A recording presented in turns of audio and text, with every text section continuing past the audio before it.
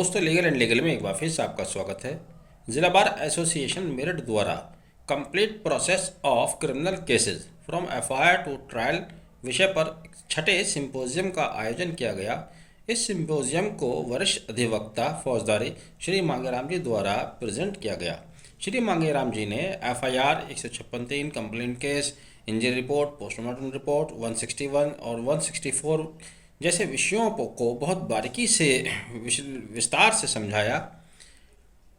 यदि आप वकालत के प्रोफेशन से नए जुड़े हैं या पहले से जुड़े हुए हैं, फिर भी ये वीडियो आपके लिए बहुत लाभदायक सिद्ध हो सकता है। इस वीडियो को आखिर तक देखिएगा, सेव करके रखिएगा, पॉज कर करके देखिएगा, समझिएगा, आपके लिए बहुत लाभदायक साबित होगा। तो आप इस सिंपोजियम में आज जो कुछ भी इन्होंने कहा, आप उसको ध्यान से देखिएगा।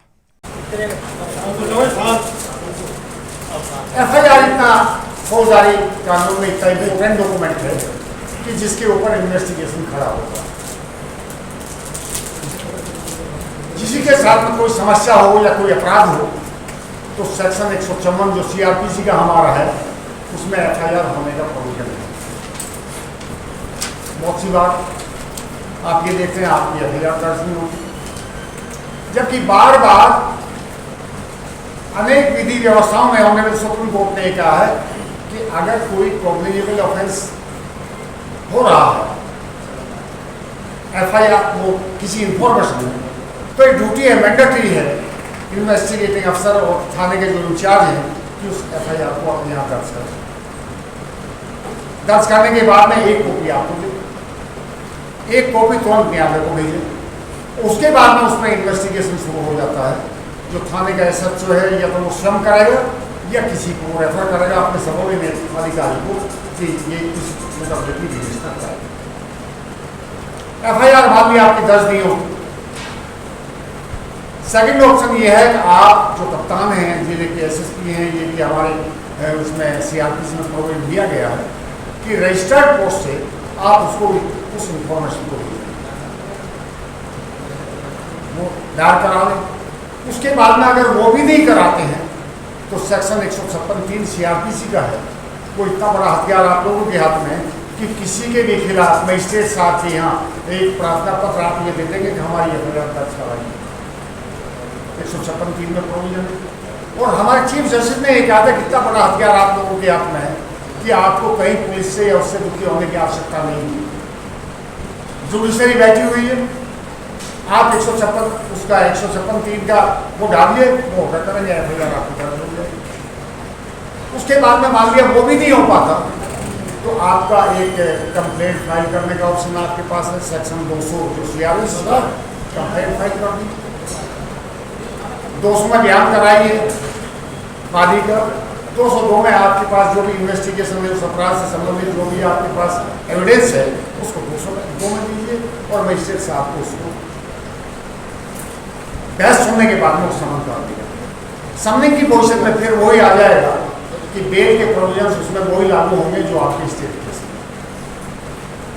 ये नहीं कह सकता कोई एक साल ये तो कंप्लेंट केस में मुझको समन किया गया है, मेट्रो ट्राई को मुझे बेल दीजिए, नहीं।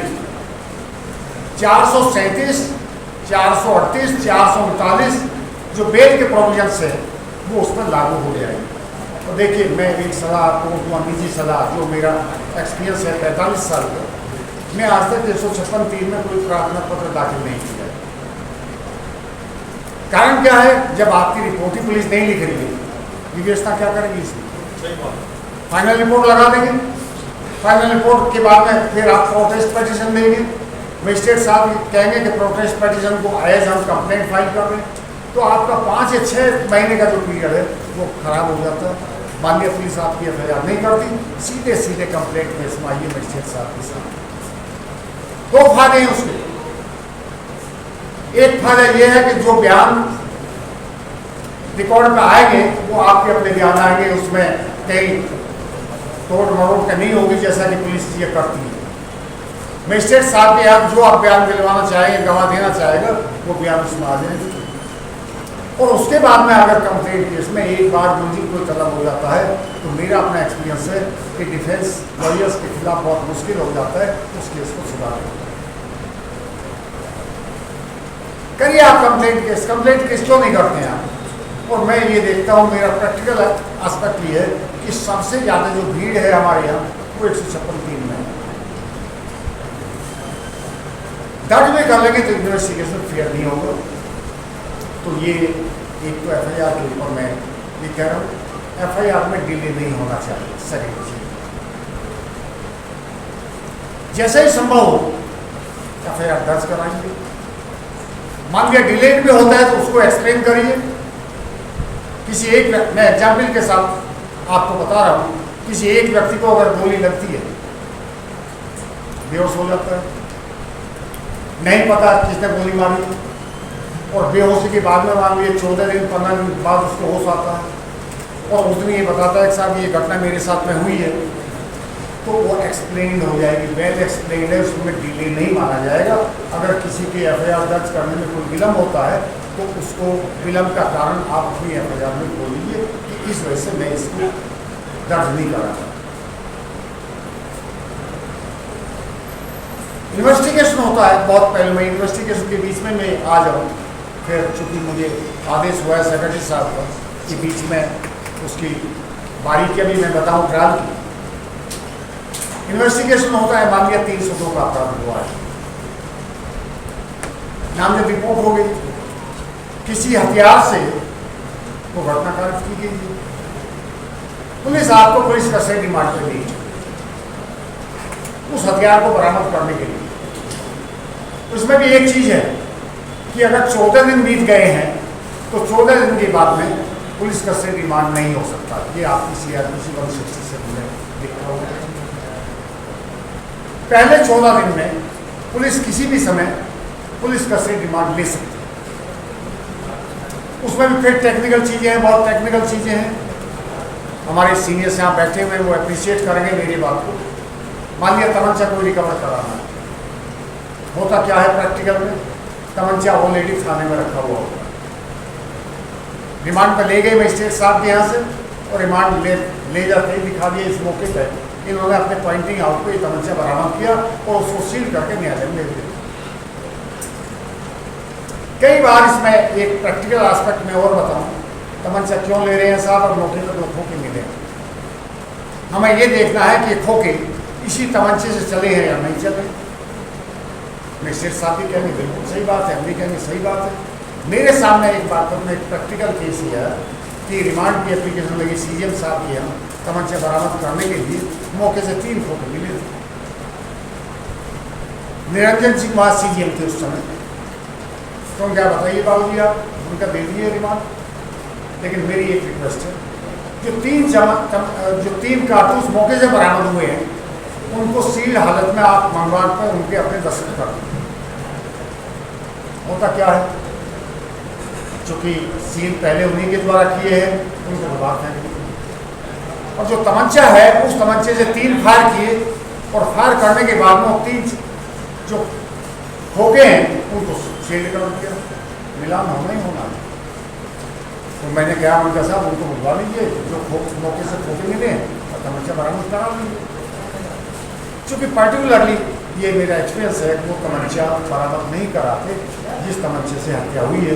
लिहाजा बैलास्टिक एक्सपर्ट के पास भी अगर उसको भेज देते हैं तो बैलास्टिक एक्सपर्ट में वो मेल खा के नहीं आते और वो डिफेंस साइड के फायदे में देगा, डिफेंस साइड के पास।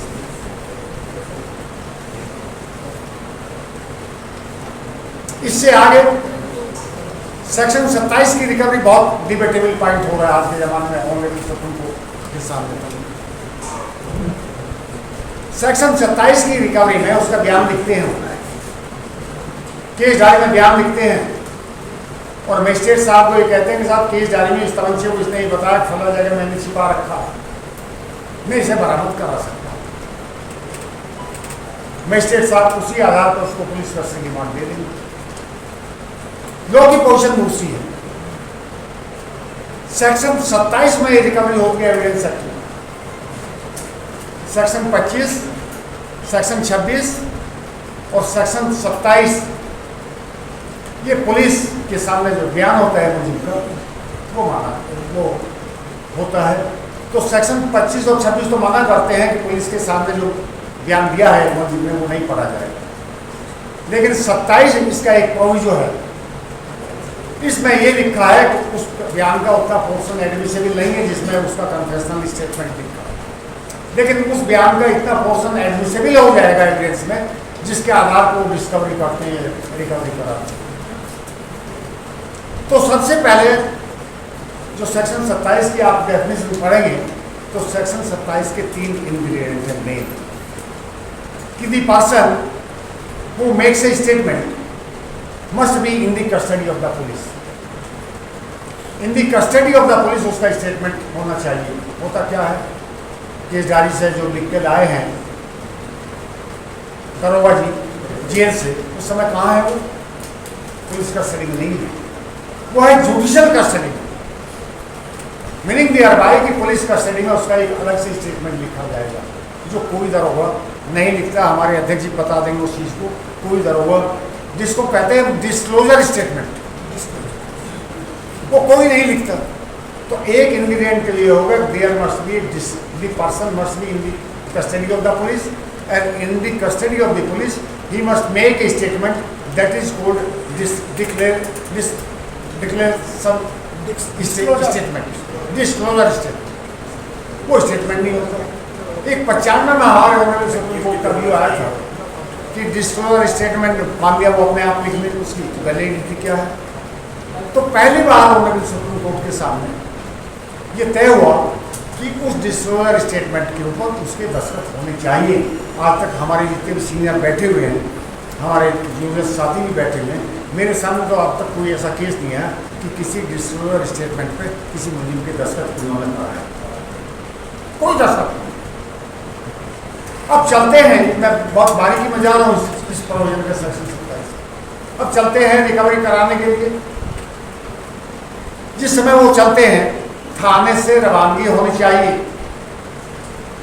रवानगी जीडी में उनके दस्तखत होने चाहिए कि इतने बजे इस जीडी के तहत हम फला जगह जा रहे हैं इससे रिकवरी कराने। वो आज तक जीडी हमारे सामने तो आई नहीं, चूंकि लिखत पढ़त सारी थाने पे हो। इसके बाद वो जाते हैं वहाँ मौके पर वो रिकवरी कराते हैं, जो भी रिकवरी है, फेक रिकवरी है, सही रिकवरी है। लॉ की रिक्वायरमेंट ये है कि जो उस घटनास्थल के आसपास के गवाह हैं, नियरेस्ट जो गवाह हैं, उनको उस फर्द का वो बनाइए, आप विटनेस बनाइए। होता क्या है कि वादी अपने साथ ले जाएगा तो वो अपने गांव के भले रिकवरी होगी 40 किलोमीटर दूर से, उसी पर उसके दस्तखत करा लेते हैं। ये भी एक इलीगल पुलिस का वो है। तो अगर इन तीनों चीज़ों में से एक भी चीज़ एब्सेंट है तो सेक्शन 27 की रिकवरी फेल होगी। आपको यह भी ध्यान होगा कि ऐसी रिकवरी के आधार पर वो अलग से एक 25/27 आर्म्स एक्ट का मुकदमा दर्ज करते हैं मेन मुकदमे के अलावा। सवाल यह होगा क्या 25 आर्म्स एक्ट बनता है या 27 आर्म्स एक्ट बनता है क्या? मैं कहता हूं दोनों में से कोई नहीं बनता। कारण है कि जो दफा 25 की डेफिनेशन है उसके पर्सनल पोजेशन से वो बराबर नहीं हुआ। ओपन फील्ड में बना हुआ है, ओपन फील्ड में एक पड़ा हुआ है एक तमंचा, उठाकर उसको दे दिया तो तमंचा सेक्शन 25 की परिधि में वो मुलजिम नहीं आएगा। सेक्शन 25 का तो याद है कि उसके व्यक्तिगत पोजेशन से या उसके हाउस से कोई तमंचा बरामद नहीं हुआ, ओपन फील्ड में पड़ा हुआ है, पता नहीं किसने डाल दिया। तो 25 की रिक्वायरमेंट सेक्शन 25 तो 27 में मैं आ रहा हूँ सर उसी का है। अब सेक्शन 27 क्या है? सेक्शन 27 है प्रोहिबिटेड आर्म्स। ना यहाँ के पुलिस व्यवस्था को पता, ना किसी अधिकारी को पता कि सेक्शन 27 क्यों लगा। सेक्शन 27 लगेगा प्रोहिबिटेड आर्म्स, और प्रोहिबिटेड आर्म्स जो है वो कौन तय करेगा? वो करेगी राज्य सरकार या केंद्र सरकार। और उसके लिए एक अलग से नोटिफिकेशन होता है कि ये हथियार हमारे यहाँ प्रोहिबिटेड हैं। आज तक आपके सामने तो आया नहीं होगा कोई प्रोहिबिटेड। और ये एक एडमिनिस्ट्रेटिव एक्शन नहीं हो सकता गवर्नमेंट की। ये एक अध्यापक को लाना पड़ेगा, उनको नोटिफिकेशन कराना पड़ेगा राज्य सरकार को कि इस क्षेत्र में ये हथियार प्रोहिबिटेड आर्म्स माना जाएगा। तो 25/27 आर्म्स एक्ट में नहीं बनता। इन चीज़ों को आप गौर करें जब भी किसी केस को आप देखें। आर्म्स के बारे में ये आ गया। इसके बाद आर्म्स जो है वो वर्किंग कंडीशन में होना चाहिए। बहुत से आपके मार्केट में बिल्कुल तमंचा में वो मिलते हैं हथियार नहीं कहेंगे हम उसको, ऑब्जेक्ट मिलते हैं तमंचे में। क्या आप उनको ये कहेंगे कि पिस्टल है, आर्म्स एक्ट है, आर्म्स है? नहीं। आर्म्स की डेफिनेशन में ये है कि जो कैपेबल हो गोली चलाने के लिए ऐसा हथियार, उसको हम आर्म्स की परिधि में रखते हैं। तो एक कंडीशन ये है 25 आर्म्स एक्ट के लिए कि the weapon should be in a working position. Working position कहाँ तय होगी? उसको बेलास्टिक के यहाँ भेजिए आप। बेलास्टिक के यहाँ को 25 आर्म्स एक्ट के मुकदमे में नहीं भेजता। एक चीज और, अगर वो हथियार आपसे बरामद हुआ है तो उस पर फिंगरप्रिंट का है। मैं बहुत बारीकी की चीज बता रहा हूँ, फिंगरप्रिंट नहीं है। और लगातार मैं इससे अपने संबोधन के बाद में 5-7 इंपॉर्टेंट केस को आपको नोट करा दूँ कि फिंगरप्रिंट भी अगर नहीं है तो वो भी रिकवरी जो है फेक मानी है।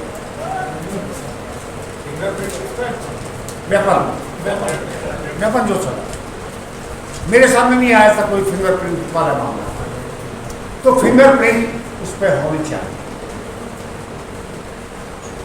एक चीज और कि हथियार यहाँ आ गया, हथियार यहाँ आने के बाद में आप ये पूछ सकते हैं साहब ये बताइए बेलास्टिक रिपोर्ट कहाँ है इसकी,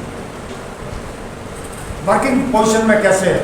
और ये कभी भी जीरे में आप ना पूछिए, अगर वो चीफ में नहीं कहलवा के चले हैं कि ये वर्किंग पोजीशन में था, तो मेरी ये सलाह है कि आप जीरे में उस सवाल को बिल्कुल मत पूछिए।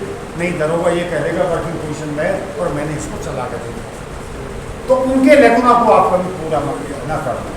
जो चीज़ उनसे चीफ में छूट गई उसको आप जीरे में मत पूछिए, किसी भी कीमत पर उसको जीरे में मत पूछिए। एक सबसे इम्पोर्टेंट चीज़ है, हमारे युवा साथियों के पास में वो केसेज आते हैं 4/25 आर्म्स एक्ट, चाकू की रिकवरी।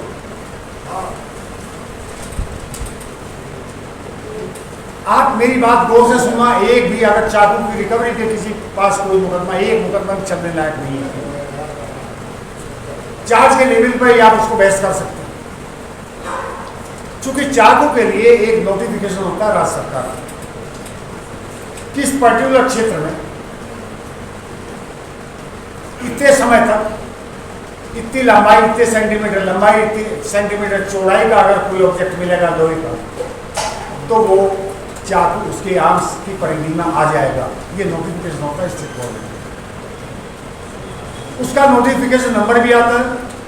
मैं आपको एग्जाम्पल दूँ, हम किसान लोग हैं, गांव में खेती करते हैं, तो दाव भी होता है। दाव हथियार देखा आपने, लकड़ी काटने वाला, बहुत लंबा चौड़ा हथियार है, लेकिन 4/25 लगती है क्या उसमें? नहीं लगती। दराती है, बहुत लंबी चौड़ी है, 4/25 लगती है क्या? नहीं लगती।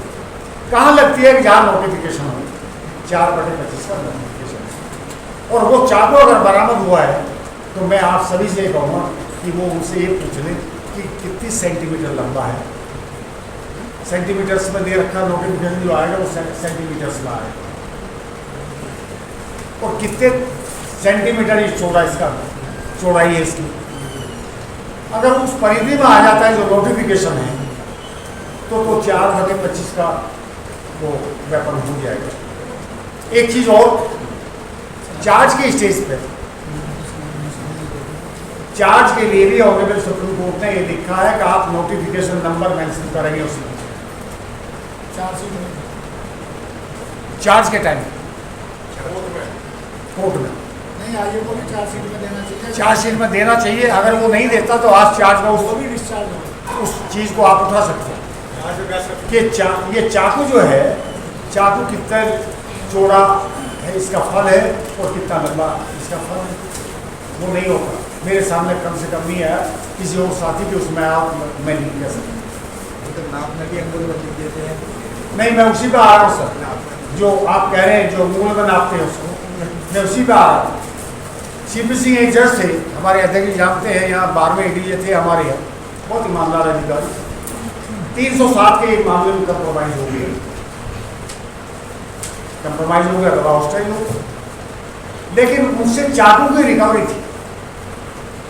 उन्होंने कहा मांगे राम जी ठीक है 3 साल में तो बरी हो जाएंगे, लेकिन चाकू वाले केस में इनको मैं सजा करूँगा, क्योंकि इसमें तो हॉस्टाइल कोई गवाह है नहीं, 2 पुलिस वाले हैं, पुलिस वाले एग्जामिन कराएंगे प्रोसिक्यूशन।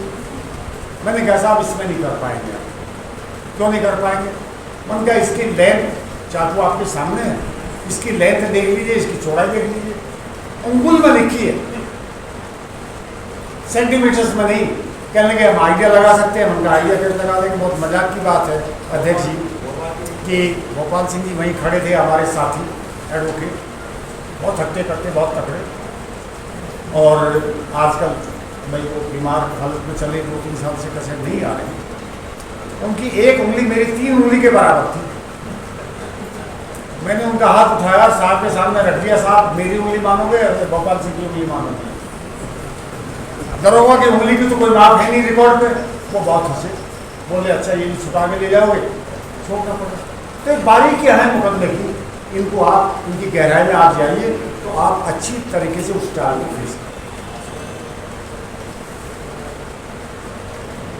बाहर से अगर किसी मुझे को अरेस्ट करते हैं, ये तो मैंने बता दिया पुलिस का सिटीमान पर मीडिया में स्टेट किया, बाहर से मान लिया कोई मुझे अरेस्ट होता है, अभी लेटेस्ट 2023 का सुप्रीम कोर्ट आया कि आपको अरेस्ट साबित करनी पड़ेगी, जब मौखिक जवाब से काम नहीं चलेगा कि साहब हमने फला जगह से इसको अरेस्ट किया।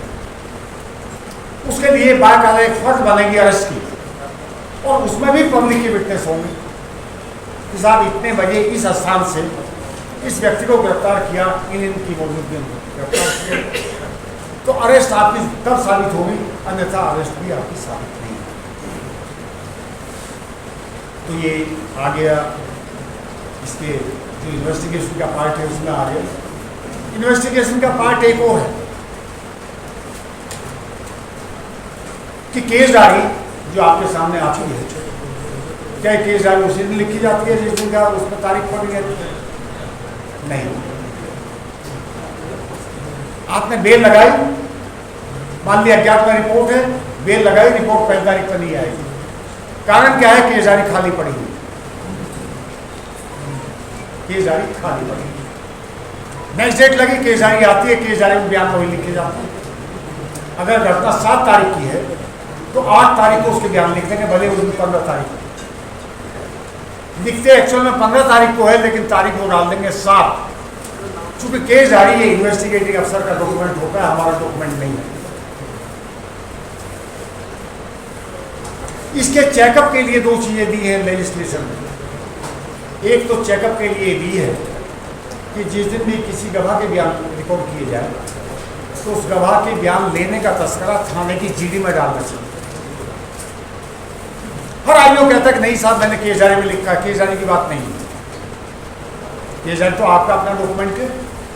मान लिया एक मर्डर केस होता है, उसके लिए 2 गवाहों को एग्जामिन करता है 161 में, तो 161 जिस दिन वो एग्जामिन करेगा तो थाने की जीडी चूंकि 24 घंटे चलती है,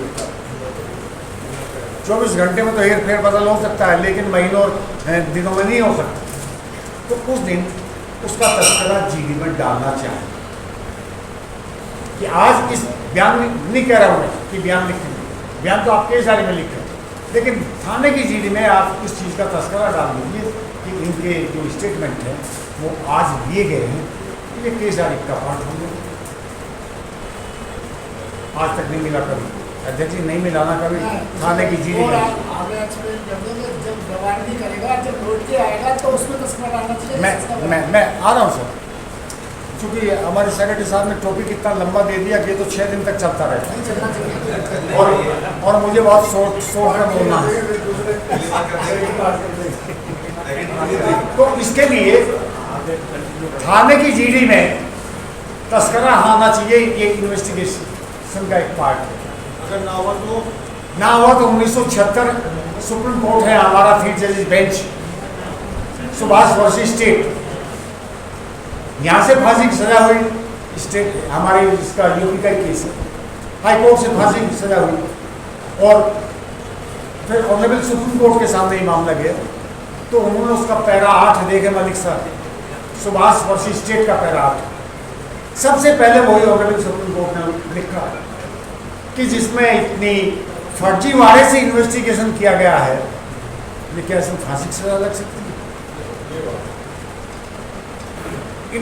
जीडी में कोई एंट्री नहीं है, केस जारी कब शुरू किए उसमें कोई टाइमिंग नहीं है, तो इन्वेस्टिगेशन कहाँ रह गया? मजाक होकर रह गया इन्वेस्टिगेशन।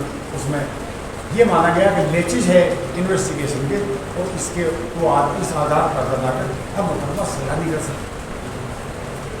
बहुत सी बार डिवीजन बेंच आती है, डिवीजन बेंच का मतलब है 2 जजों की बेंच, सुप्रीम कोर्ट। वो कहते हैं कि laches on the part of the investigating अफसर डजंट मैटर, कोई फर्क नहीं पड़ेगा प्रोसिक्यूशन केस में। लेकिन मैं आपको 3 जजेस बेंच 2 मैं आपको रेफर कर रहा हूँ। 3 जजेस बेंच वो अप्लाई करेगा लॉ प्रेसिडेंट के आधार पर। एक तो ये सुभाष वर्सेस स्टेट 3 जजों की बेंच का, मैं वही देता हूँ जहाँ उधर से हमारे लर्निंग प्रोसिक्यूटर 2 जजों की बेंच का देते हैं, मैं 3 जजों की बेंच का देंगे। लॉ प्रेसिडेंट के आधार पर 3 जजों की बेंच का जो लॉ है वो प्रिवेल कर जाएगा 2 जजों की बेंच की। एक 2012 का ऑनरेबल सुप्रीम कोर्ट है, 3 जजेस बेंच का है। कई बार हमसे जजेस कहते हैं कि बाबू जी आपके खिलाफ लॉ है, हम कहाँ है 2 जजेस का, वो तो 3 को घेरा हुआ। एक लेचिज आप और उठा सकते हैं कि मान लिया घटना स्थल कहाँ से साबित होगा। अगर किसी आदमी को घायल किया गया है तो संभावना यह है कि खून पड़ेगा जमीन पर, ठोके मिलेंगे वहां से अगर फायरिंग का केस है।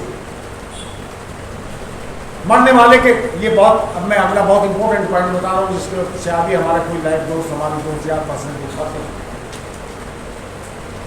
घायल अवस्था में पड़ा है एक इंजर्ड, आप ले जाते हैं उसको हॉस्पिटल, बेहोश है, उसके कपड़े खून से सने हुए हैं, जमीन पर भी खून गिरा हुआ है, तो किसी व्हीकल में अगर उसको ले जाते हैं तो गोली भर कर उसको उठा सकते हैं, उस व्हीकल में रखना पड़ेगा, लिटाना पड़ेगा। हॉस्पिटल में भी मजरूबी हालत में खून सने कपड़े में आप उतारेंगे, तो मीनिंग दिया भाई कि अगर उसी कपड़े उस संपर्क में आप रहे हैं तो आपके कपड़े में खून से सने नहीं मिलता, कभी नहीं। और इसमें 5 या 6 ऑनरेबल सुप्रीम कोर्ट का लगातार व्यू आ रहा है कि प्रेजेंस ऑफ विटनेस हम कब मानेंगे, अगर उनके कपड़े भी खून सने हो और पुलिस ने उसने अपने कब्जे में लिए हो तो हम ये मान सकते हैं कि मौके से ये आदमी फला उसको उठा कर लिए, ये एक्सेंट मौके से ब्लड कर जाओ इसमें, मैं आ रहा हूँ सर, उस पर भी आ रहा हूँ। मौके पर अगर ब्लड नहीं है, मलिक साहब की बढ़िया बात है, जो क्वेरी है वो पूछते नहीं आप में से। मौके पर अगर ब्लड नहीं है तो लॉ ये है कि ब्लड एब्सेंट अगर ब्लड है तो घटना स्थल आपका साबित नहीं है।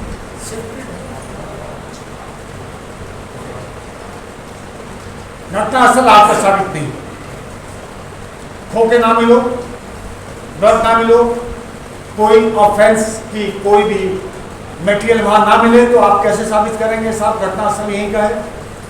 नहीं करेंगे।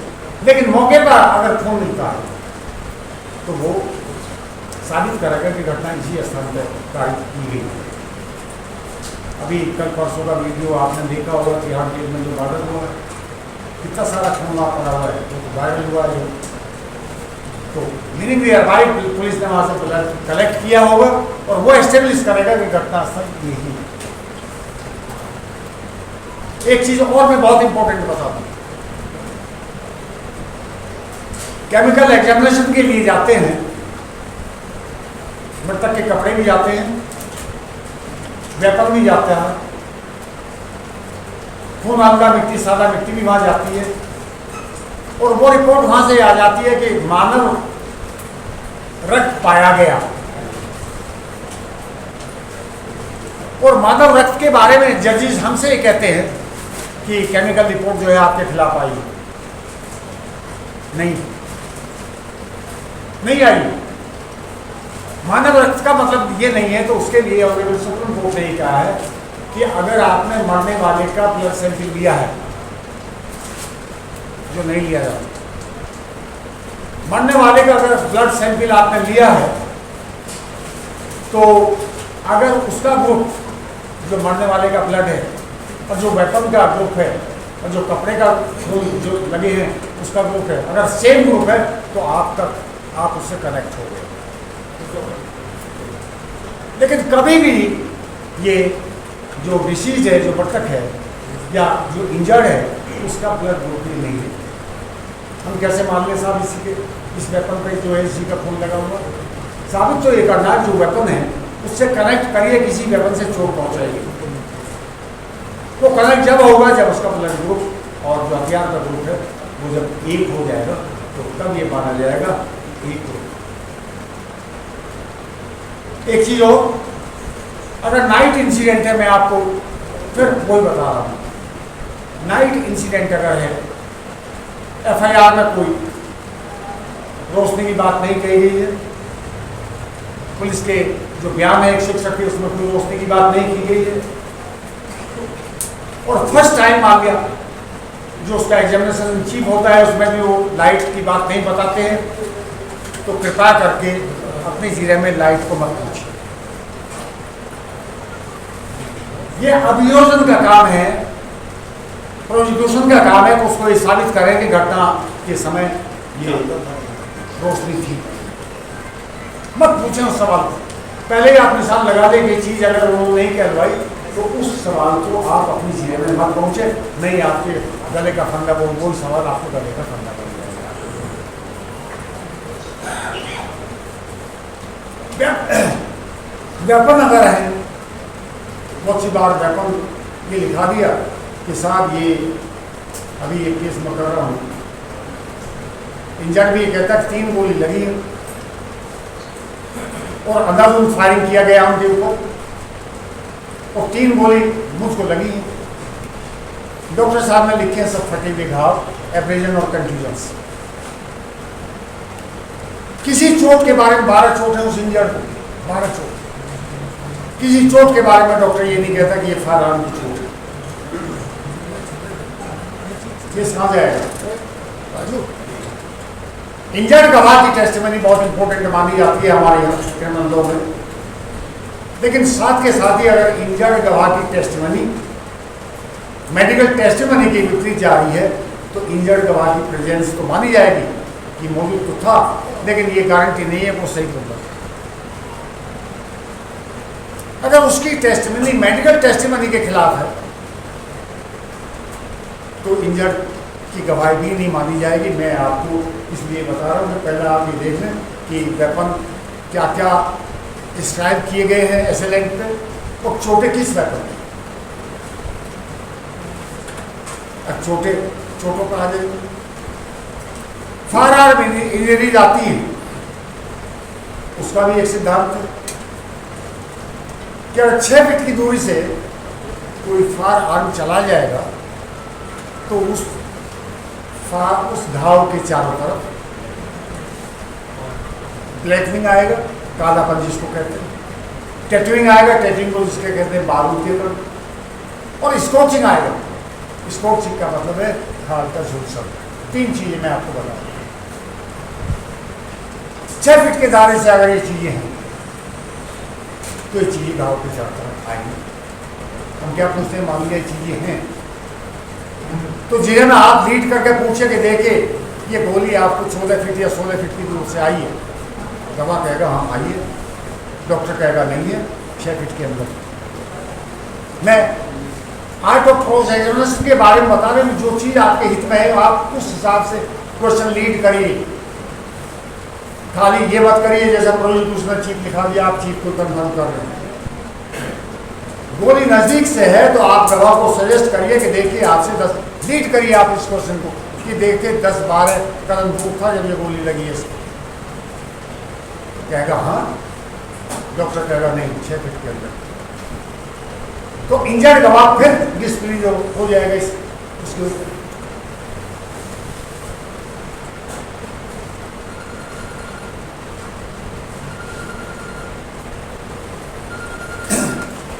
चाकू अगर किसी पे दिखा है, किसी अभियुक्त के पास में चाकू दिखा है, मैं एग्जाम्पल देकर बता दूँ, चूँकि मैं पहले भी आपको बता, टॉपिक बहुत लंबा है, 10 दिन बोल सकते हैं, 12, चूँकि समुद्र है ये, तो हमारे यहाँ समुद्र है। मान लिया चाकू किसी के ऊपर दिखा है,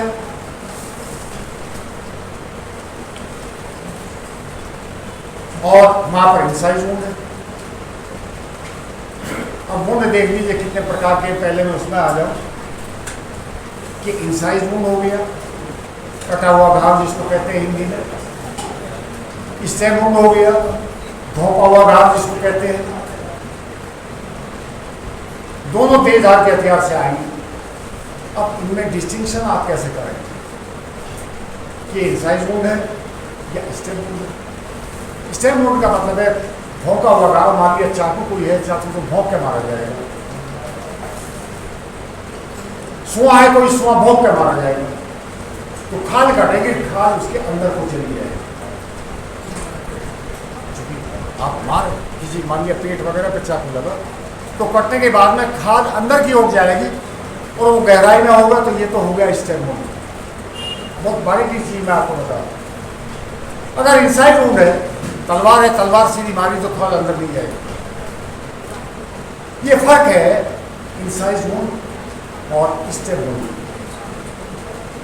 इसको आमतौर से प्रोसिक्यूटर तो ये कहता है तेजार हथियार है साहब, तेजार हथियार की आपको चोटें, लेकिन आपको डिस्टिंक्शन करना पड़ेगा ये तेज धार हथियार जो है ये किस प्रकार का है, उसके लिए आपको गवाह से लाना पड़ेगा वो पाइप, आपको अपना पाइप कि चाकू है, चाकू भौंक के मारा है, हाँ जी भौंक के मारा, फिर आप आ जाइए स्टेम वुंड पर आ जाइए, इंसाइड वुंड उससे नहीं हो सकता। कंफ्यूजन मार्क है, नील का निशान जिसको कहते हैं, नील का निशान जैसे ही ये कोई ब्लंट ऑब्जेक्ट की चोटें आएंगी, नील का निशान जिसको ग्राम की भाषा में ये कहते हैं नील का निशान पड़ गया है, उसके कलर से आपको ये पता चलेगा कितना पुराना है। 12 घंटे के तक वो लाल रहता है, 12 घंटे के बाद में वो नीला होना शुरू हो जाता है। ये सारी चीजें जो मैं आपको बता रहा हूँ ये आपको मेडिकल जूरिस्प्रूडेंस में मिलेंगी ये सब चीजें। और फिर 24 घंटे के बाद में वो ब्लैकिश होना शुरू हो जाता है, कालापन। अगर ब्लैकिश कंफ्यूजन है मीनिंग दी अरवाइक 24 घंटे ज्यादा पुरानी है। लाल कंफ्यूजन है तो विद इन 12 आवर्स है, और अगर नीली है तो 24 और 36 आवर्स के बीच की चोट है। मैं आपको बता रहा हूँ कि आप उससे कैसे सीखेंगे कि साहब ये चोटें कितनी पुरानी। कंफ्यूजन आपके सामने बहुत सारे केस आते होंगे, कंफ्यूजन बहुत सारे हैं, 10 कंफ्यूजन है। उसके लिए भी एक मेडिकल जूरिस्प्रूडेंस में जो मोदी की जूरिस्प्रूडेंस है उसमें ये दिया है कि कंफ्यूजन मार्क्स हैं, चित्रा और बेलवा 2 इरिटेंट्स हैं, केमिकल जिनको आते हैं, उनसे बनाया जा सकता है। मोदी मेडिकल जूरिस्प्रूडेंस में लिखा है कि चित्रा बेलवा से कंफ्यूजन मार्क बनाए जा सकते हैं। डॉक्टर हर कोई आप पूछेंगे तो डॉक्टर कह देगा हाँ बनाया जा सकता है। फिर एब्रेजन्स का केस आएगा जिसको आप खरोंच कहते हैं, खरोंच का मामला आएगा। खरोंच से भी आप ये डिटरमिन कर सकते हैं कि चोटें कितनी पुरानी। कोई भी चोट लगेगी तो उसका चोट लगने के बाद में एक खुरन जिसको कहते हैं, स्कैबिंग कहते हैं अंग्रेजी में, स्कैबिंग की प्रक्रिया 6 घंटे या 5 घंटे के बाद शुरू हो जाती है। मान लिया चोट स्कैबिंग नहीं है, इसका मतलब है ताजा चोट है, और स्कैबिंग है, खुरन अगर बना हुआ है तो पुरानी चोट है। मैं आपको देसी भाषा बता रहा हूँ, गांव की देसी भाषा, एविडेंस से भी आपको निकाल सकते हैं। एक पोस्टमार्टम रिपोर्ट बहुत इंपॉर्टेंट डॉक्यूमेंट है। पोस्टमार्टम रिपोर्ट में 3 या 4 चीजें आपको देखनी होती है। चोटें हैं, चोटों के बारे में तो मैंने बता ही दिया। एक है राइगर मोर्टिस, इसको कहते हैं शरीर की अकड़न, ये प्रैक्टिकल है कि जब किसी आदमी की डेथ होती है तो 2 या 3 घंटे के बाद में उसका शरीर अकड़ना शुरू हो जाता है। प्रैक्टिकल भी आप लोग सभी देखते हैं। ये राइगर मोर्टिस कैसे शुरू होता है? ये होता है सिर की तरफ से और पंजों तक जाता है। पहले राइगर मोर्टिस सिर में शुरू होगा, फिर चेहरे पर आएगा, फिर गर्दन पर आएगा, फिर सीने पर आएगा, फिर पैरों पर आएगा, हाथों पर आएगा। और इस प्रोसेस में 12 घंटे लगते हैं। पूरे शरीर पर अकड़न के लिए 12 घंटे लगते हैं। और 12 घंटे एज इट इज ये राइगर मोर्टिस बना रहते हैं। 24 घंटे का कोई पोषण होगा। 24 के बाद में राइगर मोर्टिस उतरना शुरू हो जाता है। और उतरेगा कहाँ से? ऊपर से नीचे की तरफ उतरेगा। जिस क्रम में बना है उसी क्रम से उसका उतार शुरू होगा। तो इससे भी आप आइडिया लगा सकते हैं कि डेड बॉडी कितनी पुरानी है।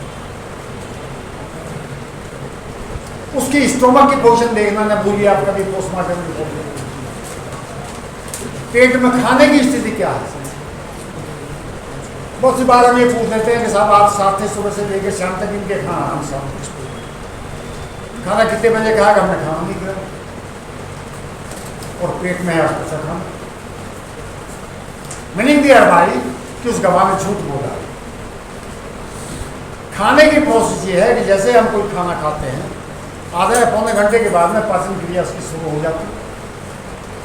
6 घंटे में पूरा खाना पच जाता है। जनरल बता रहा हूँ। और 6 घंटे के बाद में वो पेट खाली होकर इंटेस्टाइन में चला जाता है फीकल मैटर के रूप। अगर पेट खाली है इसका मतलब है कि 6 घंटे या 6 घंटे से पहले कभी उसने खाना खाया होगा। और गवाह ये कह रहा है साहब हमने तो खाना ही नहीं खाया, 12 घंटे तक हमने कोई खाना ही नहीं खाया। इसका मतलब है वो गवाह झूठ बोल। पेट अगर इसके वाइस वर्सी इसका उल्टा ले लीजिए। अगर पेट खाली है और गवाह ये कहता है कि हम घर से खाना खा के चले थे और रास्ते में पेट की पोजीशन क्या है? मीनिंग दियर राइट अगेन उस गवाह ने झूठ बोला है।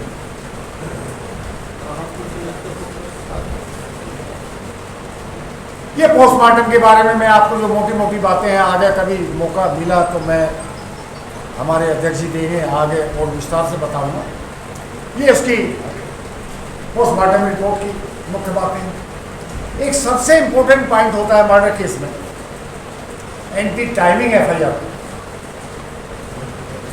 एंटी टाइमिंग को हमारे यहाँ 99% जजेस माफ करना और 99% एडवोकेट ये समझते हैं कि एंटी टाइम का मतलब है डिलेड एफआईआर। नहीं,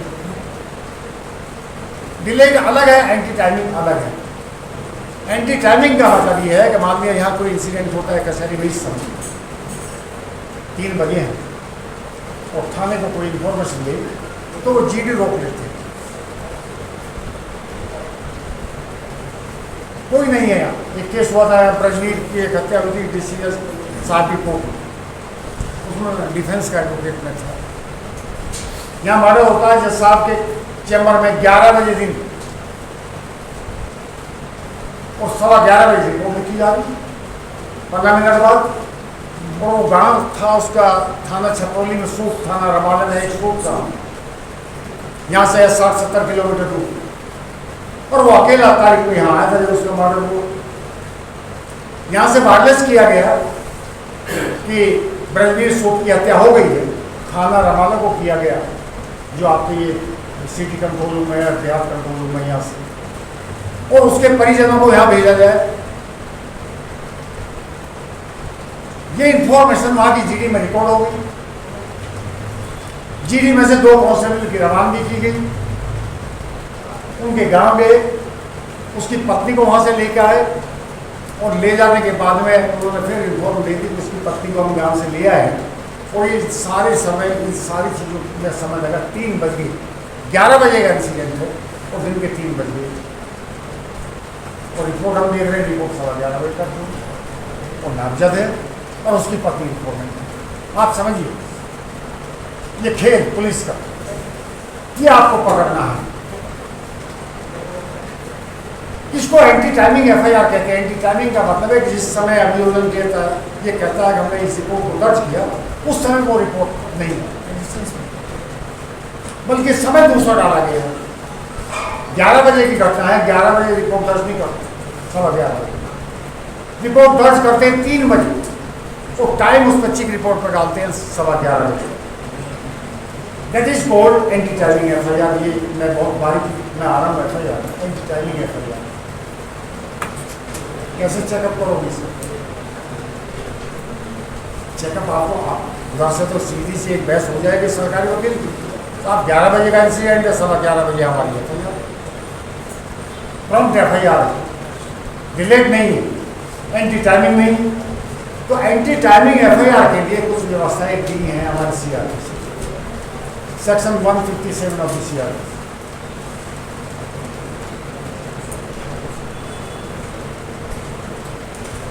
157 में ये कहता है कि जैसे ही किसी संज्ञेय अपराध का मुकदमा थाने पर दर्ज होता है तो उसकी कॉपी नियरेस्ट मजिस्ट्रेट के हाथ तुरंत भेजी जाएगी। फोर्थविथ सब लिखा अंग्रेजी में, फोर्थविथ भेजी जाएगी। स्पेशल मैसेज वो स्पेशल मैसेंजर से हो जाएगा सर, दूसरा मैं आपको इसको बता रहा हूँ,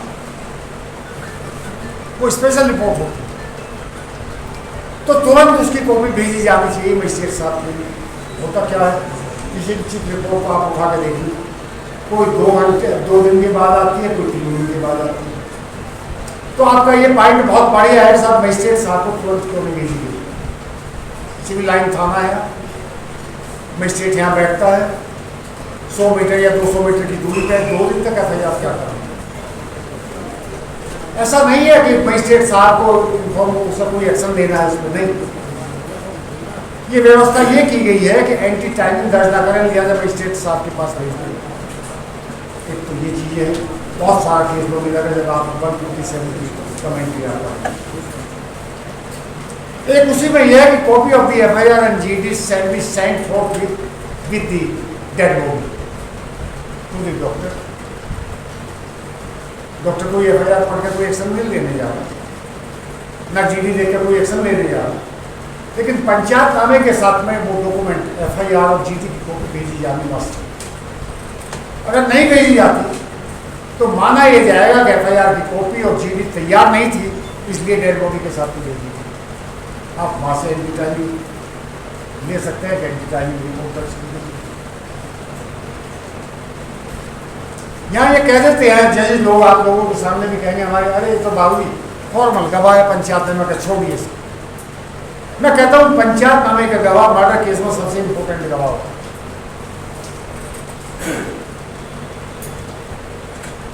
एक मुकदमा देखिए बाबूजी, मैं आपको एक एग्जाम्पल दे रहा हूँ।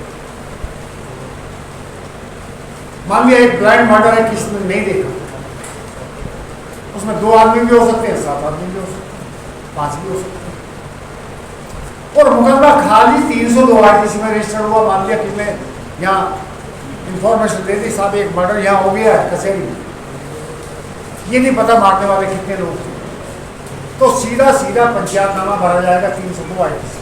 आदमी मर गया, 302 लग गई। अब तहरीर आती है साहब इसके मारने वाले में 6 आदमी थे, वो 6 आदमी के हाथ में वेपन थे। तो सेक्शन कौन कौन से बनेंगे? 147, 148, बाबूजी गौर करना, बहुत गहराई की बात बता रहा हूँ। 147, 148, 149, ये पंचायतनामे में धाराएं नहीं है और मुकदमा इसमें दर्ज होता है। मीनिंग क्लियर भाई कि जब पंचायतनामा मारा गया उस समय भी एफआईआर नहीं थी। अगर एफआईआर होती तो तुरंत ही पंचायतनामे में 147, 148, 149 ये एक ग्राउंड है जिसको आप साबित कर सकते हैं कि एफआईआर नहीं थी, रजिस्टर्ड। एक अगला पॉइंट है delay in sending of the dead bodies. Dead body यहां से भेज दी 4 बजे, मोर्चरी यहां से 6 किलोमीटर है। वो डेड बॉडी की देखिए वहाँ एक वो होती है, उनकी एक रिकॉर्ड होता है और रिकॉर्ड में ये लिखा जाता है कि ये डेड बॉडी यहाँ कितने बजे पहुँची। 4 बजे यहाँ से चलती है। आप पूछे गवाह से, जो भी डेड बॉडी वाला कांस्टेबल है उसे ले जाने वाला, आप उससे पूछिए कि डेड बॉडी कितने बजे आप लेकर चले थे। तो साहब 4 बजे हमारे सुबह डेड बॉडी का किस सवारी से लेकर चले, टेम्पो है, रिक्शा है, जो भी है, गाड़ी है, कार है, उससे हम लेकर गए। यहाँ से कचहरी से मेडिकल कॉलेज तक पक्की सड़क बनी हुई है, ये चीज़ आप पूछ लेना। हाँ जी, पक्की सड़क बनी है। कचहरी से मेडिकल कॉलेज जाने का कितना समय लगता है? 20 मिनट, 25 मिनट, 30 मिनट, पौना घंटा। और डेड बॉडी पहुँची 16 घंटे के बाद। डेड बॉडी कहाँ रही? पूरी रात डेड बॉडी कहाँ रही है? मीनिंग दिया हमारे कि डेड बॉडी को रखा थाने पे, रिपोर्ट दर्ज नहीं थी। चूँकि डेड बॉडी के साथ में रिपोर्ट की कॉपी जाएगी, मुकदमा कायमी की जीडी जाएगी, वो तैयार नहीं है, लिहाजा ये डेड बॉडी को डिले किया गया है। एक ग्राउंड ये है, delay in sending of the dead bodies of the mortuary. आगे आइए फिर, delay in sending of the copy of the FIR to the doctor. 4 बजे से यहाँ से डेड बॉडी भेज दी गई और डॉक्टर साहब से हम पूछते हैं, साहब ये बताइए कि कॉपी ऑफ द एफआईआर आपको कब मिली? वो जनरल उनका ये सवाल है, अगर 12 बजे पोस्टमार्टम हुआ है दिन के नेक्स्ट डे, तो कहेंगे 12 बजे दिन हमें ये एफआईआर की कॉपी मिली। तो कॉपी ऑफ द एफआईआर भी जल्दी भेजी जानी चाहिए। और एक लॉ है ये कि 6 घंटे एक केस में, सुप्रीम कोर्ट का व्यू है, 6 घंटे एक केस में कॉपी भेजने में देरी हुई थी, तो सुप्रीम कोर्ट ने ये माना कि देरी किसी और वजह से नहीं हुई, ये देरी इस वजह से हुई चूँकि एफआईआर जब तक दर्ज नहीं हुई। तो FIR is a very important document, it is a very Payas document. इसके साथ में छेड़खानी नहीं होनी चाहिए।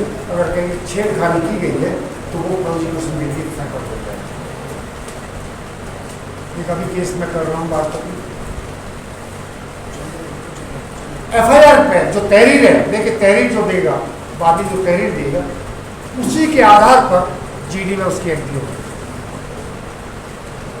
और उसके अलावा अगर एंट्री कहीं की जाती है, तहरीर के अलग अगर एंट्री की जाती है, तो रिपोर्ट वो भी एंट्री करनी होगी।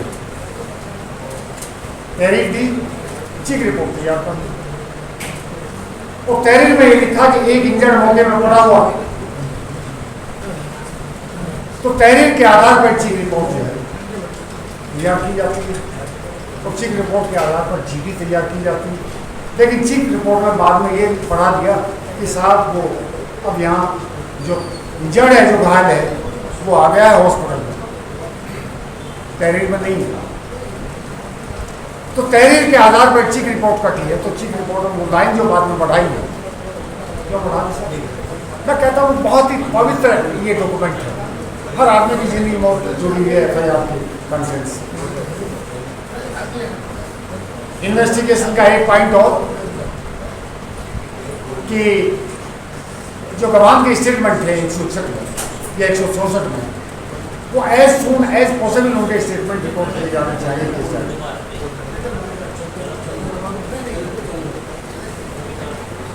एक गवाह है, एफआईआर में नाम है, 40 दिन के बाद में उसका स्टेटमेंट रिकॉर्ड होता है। क्यों नहीं हुआ?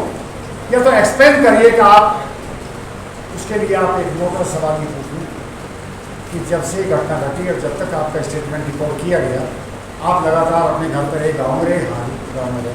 पुलिस आती जाती रही? हाँ, आती जाती रही। 40 दिन तक उसका बयान केवल रिकॉर्ड किया गया, ये भी खत्म हो जाएगा। तो the statement of the witnesses should also be recorded as soon as possible without any undue delay। यही हाल 164 का है। 164 के स्टेटमेंट पर भी जल्द से जल्द रिपोर्ट मजिस्ट्रेट साहब की यहाँ होनी चाहिए। अब एक 164 पर बात मुझे याद आती है कि 164 जो मजिस्ट्रेट साहब के यहाँ बयान होता है, उसकी लीगल सेंटिटी कितनी है? लीगल सेंटिटी मान लिया 164 का स्टेटमेंट रिकॉर्ड किया गया, उसके बाद में उस आदमी की डेथ हो जाती है, केस चला गया सेशंस कोर्ट में। ये मैं ये बता रहा हूँ, ये एक प्रैक्टिकल चीज़ है। हमारे यहाँ गौतम सब जिला उन्होंने मुझे बुलाया था इस मामले के लिए 164 को किस हद तक हम पढ़ सकते हैं। वो मर गया जो 164 है, जो गवाह उसकी डेथ हुई। मैंने कहा साहब नहीं पढ़ सकते आप उसे। क्यों नहीं पढ़ सकते? बात उनकी भी लॉजिकली थी कि एक गवाह का स्टेटमेंट ऑन ऑफ स्टेटमेंट होता है, हमारे मजिस्ट्रेट साहब के सामने स्टेटमेंट होता है। मजिस्ट्रेट साहब किसी पार्टी का आदमी नहीं है और उस गवाह के उस पर दस्तखत है, क्यों ना माना जाए उसको? ये उन्होंने सीधा सवाल मेरे से किया। मैंने कहा साहब इसके लिए सेक्शन 33 का प्रोविजो देके एविडेंस है।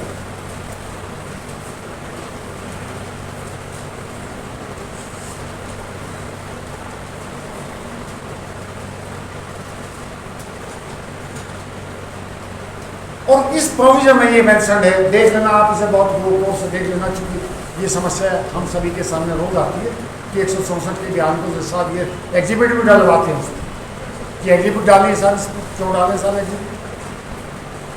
164 का statement substantive piece of evidence नहीं,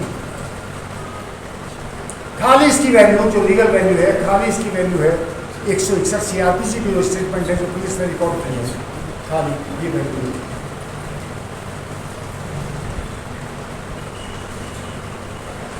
अब सेक्शन 33 एविडेंस एक्ट में क्या लिखा हुआ है? उसने लिखा हुआ वो स्टेटमेंट तो रेलेवेंट हो जाएगा जहां अक्यूज्ड को दूसरी पार्टी लिखा है, दूसरी पार्टी चाहे सिविल साइड का हो या क्रिमिनल साइड का हो, कि अगर he has an authority and opportunity to cross examine the witness, if the opposite party had an opportunity and authority to cross examination. 164 में ना तो आपको अपॉर्चुनिटी, आपको थोड़े बुलाते हैं कि 64 हो रहा है साहब आप आइए जीरा कर लिया, ना तो आपको अपॉर्चुनिटी है ना आपको अथॉरिटी है, कानून भी आपको ऑथराइज नहीं करता इस काम के लिए। तो वो स्टेटमेंट, जिस स्टेटमेंट को by way of cross examination कैसे नहीं किया गया है, वो स्टेटमेंट एक्यूज के खिलाफ नहीं पढ़ा जाएगा। दोस्तों इस बात को याद रखिएगा, सेक्शन 33(2) जो प्रोविजो है ये बहुत इंपॉर्टेंट सेक्शन है।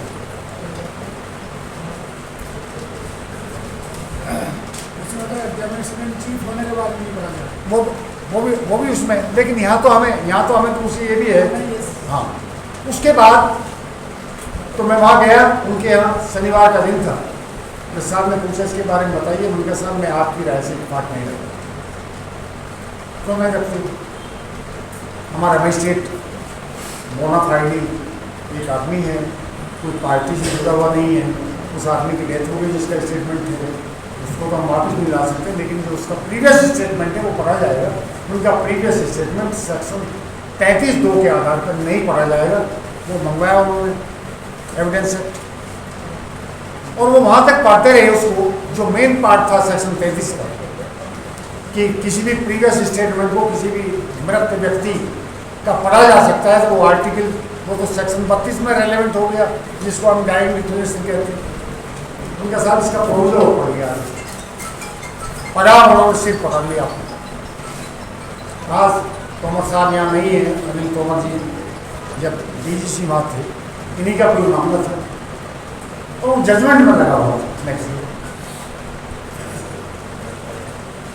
देखा, कहने लगे तो पढ़ाई नहीं, मेरी 34 साल की सर्विस होगी, ये सेक्शन मुझे इसने नहीं पढ़वाया और ये तो बाकी नहीं पढ़ा जा सकता। और उसके अलावा उस केस में कोई एविडेंस नहीं थी। अध्यक्ष जी वो 3 दिन के बाद में मेरे से बोले, चूंकि पहले तो वो नहीं बोल सकते थे, चूंकि जजमेंट डिस्क्लोज हो रहा था, 3 दिन के बाद बोले कि आपने मेरे से अन्याय होते हुए बचा लिया मांगे वाली। उनका साहब क्यों? कि मैं तो सजा करने जा रहा था, इसी बयान किया रहा था। तो बहुत बारीकियां हैं ये एविडेंस एक्ट को भी आप बहुत पढ़े हैं। एविडेंस एक्ट सेक्शन 106 आजकल बहुत चल रहा है एविडेंस एक्ट का ही। और हमारे कुछ साथी आगे कहते हैं कि साहब सारे गवाह हमारे हॉस्टाइल हो गए, हमारा फैसला हो गया 304B में और जज साहब ने हमें सजा कर दी। होता है अध्यक्ष जी, बहुत सारे लोग आते हैं। मैं कहता हूं सही कर दी। सेक्शन 106 का बर्डन आपके ऊपर, आपके घर में कोई हत्या होती है तो उस हत्या के बारे में जो उसके परिवार के मेंबर है वो ही तो बता सकते हैं किसने की थी। XYZ बाहर का आदमी को नहीं बता सकता। तो आपको उस थ्योरी को एक्सप्लेन करना पड़ेगा, सेक्शन 106 का बर्डन डिस्चार्ज करना पड़ेगा। वो कैसे डिस्चार्ज होगा?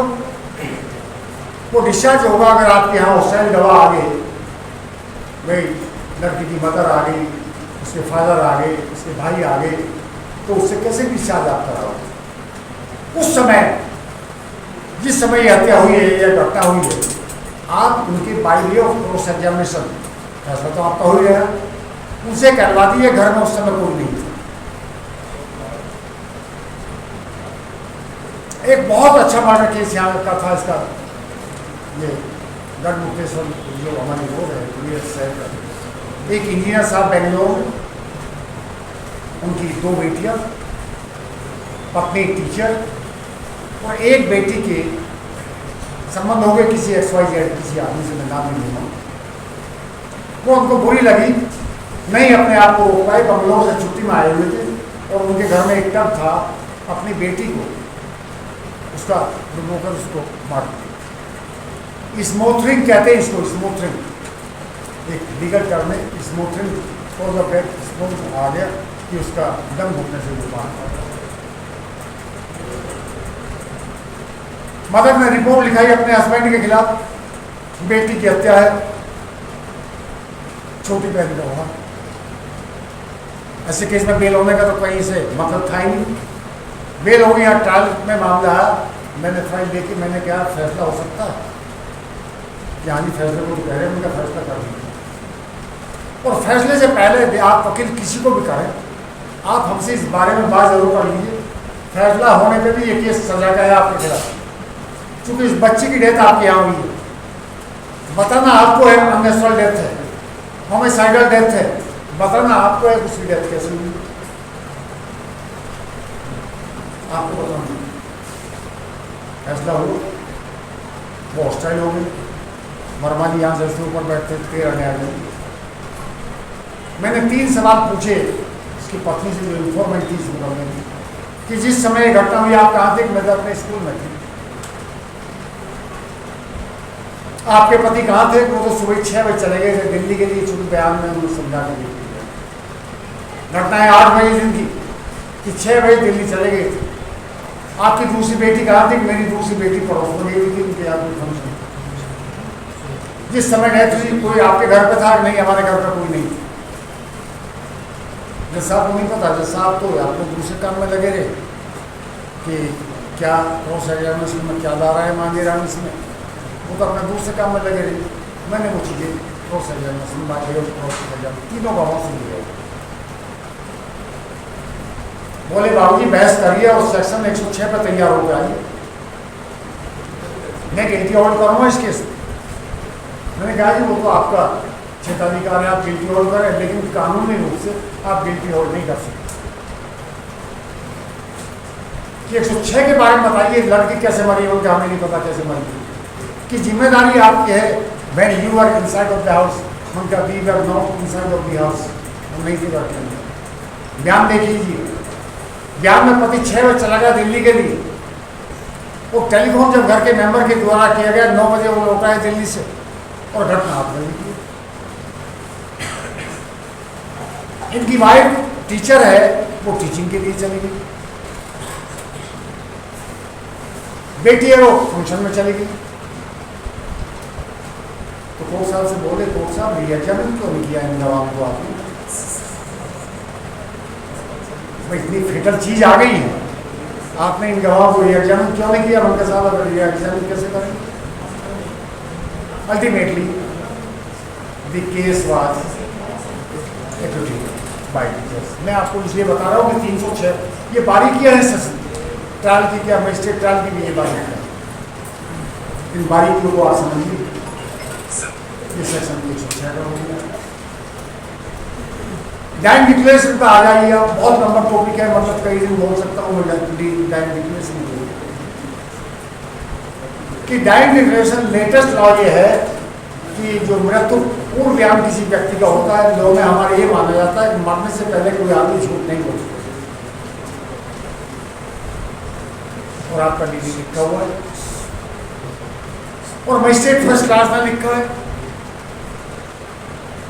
मैं उसी पे कंप्रोमाइज वाले पोजीशन पे ही आऊँगा। और डॉक्टर ने एक सर्टिफाइड किया हुआ है the patient was fit for making the statement and he remain fit during the statement. बयान देने से पहले भी होश में था, बयान देते समय भी होश में था और बयान देने के बाद में भी होश में था। ये डॉक्टर का सर्टिफिकेट आ गया। मजिस्ट्रेट फर्स्ट क्लास में आपका ड्यूटी रिपोर्ट कर लिया और वो आपके खिलाफ एक केस ऐसा भी आया। पार्टीज का कंप्रोमाइज हो गया। एच सिंह यादव साहब जो हमारे यहाँ ये बागपत थे, उन दिनों वो सीरियस बागपत थे, जो बाद में हाई कोर्ट जज हुए।